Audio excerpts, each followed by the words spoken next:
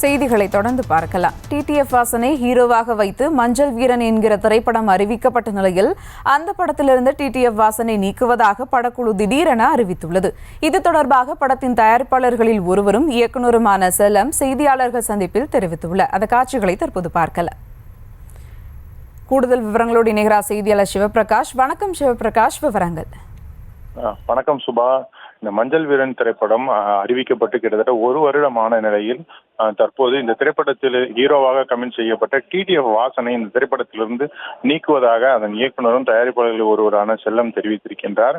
இந்த மஞ்சள் வீரன் திரைப்படத்தை பொறுத்தவரையிலும் ஒரு போட்டோ ஷூட்டுடன் இந்த திரைப்படத்தின் படப்பிடிப்பானது தொடங்குவதாக அறிவிக்கப்பட்டது. அதன் பிறகு இந்த திரைப்படம் குறித்த எந்த விதமான அப்டேட்டும் இல்லை. அந்த ஒரு சில போஸ்டர்களை மட்டுமே வைத்துக் கொண்டு திரைப்படம் ப்ரொடக்ஷன் இருப்பதாக தெரிவித்து வந்தனர். ஆனால் இன்று திடீரென செய்தியாளர்களை சந்தித்த அந்த திரைப்படத்தின் இயக்குநரான செல்லம் அந்த ஹீரோ கதாபாத்திரத்தில் கமிட் செய்யப்பட்ட டிடிஎஃப் வாசன் இந்த திரைப்படத்திலிருந்து நீக்கப்படுகிறார் என்ற அறிவிப்பை அவர் வெளியிட்டிருக்கிறார். அப்போது செய்தியாளர்கள் கேட்ட கேள்வியின் போது இதுவரையிலும் ஹீரோ போர்ஷனுக்கான எந்த காட்சியும் படமாக்கப்படவில்லை என்றும் வில்லன் மற்றும் இதர கேரக்டர்களுக்கான அந்த காட்சிகளை மட்டுமே படமாக்கி இருப்பதாகவும், அதே சமயம் இதுவரை ஹீரோவுக்கான காட்சிகள் எதுவுமே ஷூட்டிங் நடத்தப்படாத ஒரு காரணத்தினால் வேறு ஒரு ஹீரோவை கமிட் செய்து அந்த ஹீரோவை வருகின்ற அக்டோபர் 15ஆம் தேதிக்குள் அறிவித்து விடுவேன் என்றும் கூறியிருக்கிறார். எனவே கிட்டத்தட்ட ஒரு வருடம் இந்த திரைப்படம் அறிவிக்கப்பட்டு படப்பிடிப்பை கடந்திருக்கக்கூடிய ஒரு சூழ்நிலையிலும் இதுவரையிலும் டிடிஎஃப் வாசன் அந்த திரைப்படத்தின் எந்த காட்சியிலும் நடிக்கவில்லை என்ற தகவலும் கிடைத்திருக்கிறது.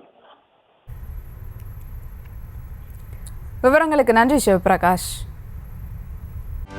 செய்திகளை உடனுக்குடனும் துல்லியமாகவும் தெரிந்து கொள்ள சப்ஸ்கிரைப் பண்ணுங்க.